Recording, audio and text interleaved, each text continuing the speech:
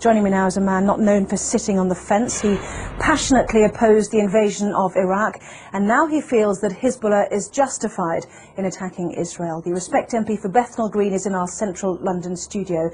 A very good evening, good morning rather, to you, Mr. Galloway. How do you justify your support for Hezbollah and its leader, Sheikh Hassan Nasrallah? A preposterous way to introduce an item, and what a preposterous first question. 24 years ago, on the day my daughter was born, and I've just celebrated her 24th birthday, I had to dash to the maternity hospital to see her given birth from a mass demonstration in London against the Israeli invasion and occupation of Lebanon. Israel has been invading and occupying Lebanon all of my 24-year-old daughter's life.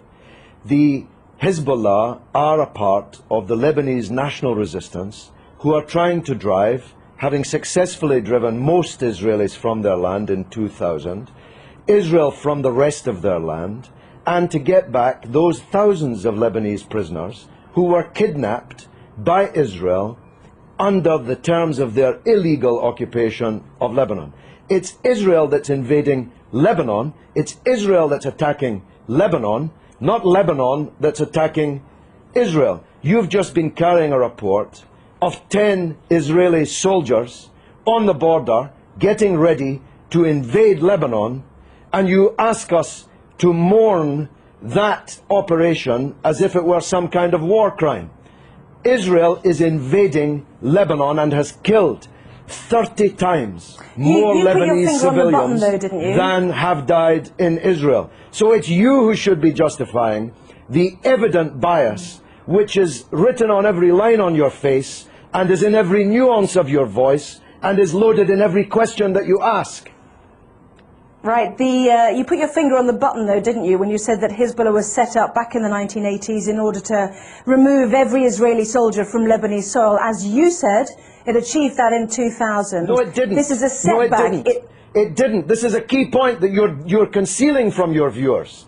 Israel was forced out of most of the south of Lebanon in 2000. It still occupies a part of Lebanon since 2000. The Shebaa Farms area, which is subject to this latest UN draft resolution. Thousands of Lebanese prisoners have been kidnapped by Israel. Hezbollah I spoke and the just a moment Lebanese ago to the Israeli Foreign Ministry released. spokesman who said that the 3 Lebanese who have been captured, perhaps you'd like to use that word, have been before a judge and been through a court of law. Oh, please, have a slightly longer memory than 4 weeks. I'm talking about the thousands of prisoners taken during the 18 years of Israeli occupation, illegal occupation of South Lebanon. These are the prisoners that have to be released in exchange for the Israeli soldiers that were captured at the beginning of this wave of the crisis.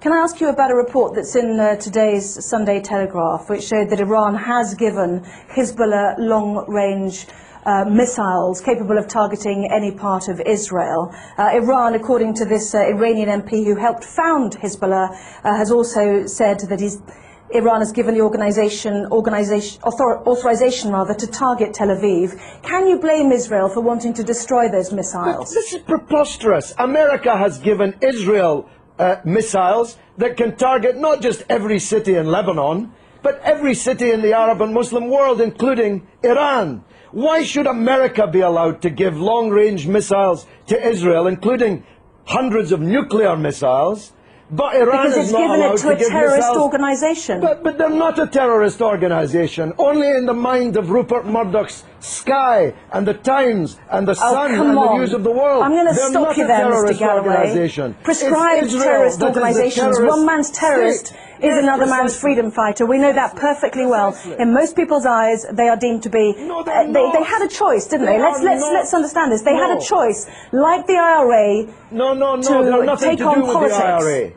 Listen, Anna. I'm saying they had a choice to absorb the idea of politics. They've got 2 Hezbollah cabinet ministers. Anna, one man's terrorist is another man's freedom fighter. You are totally wrong in saying that in most people's eyes, Hezbollah are terrorists. In most people's eyes, Israel is a terrorist state. It's the fact that you cannot comprehend that fact that leads to the bias which runs through all of your reporting and every question that you've asked me in this interview.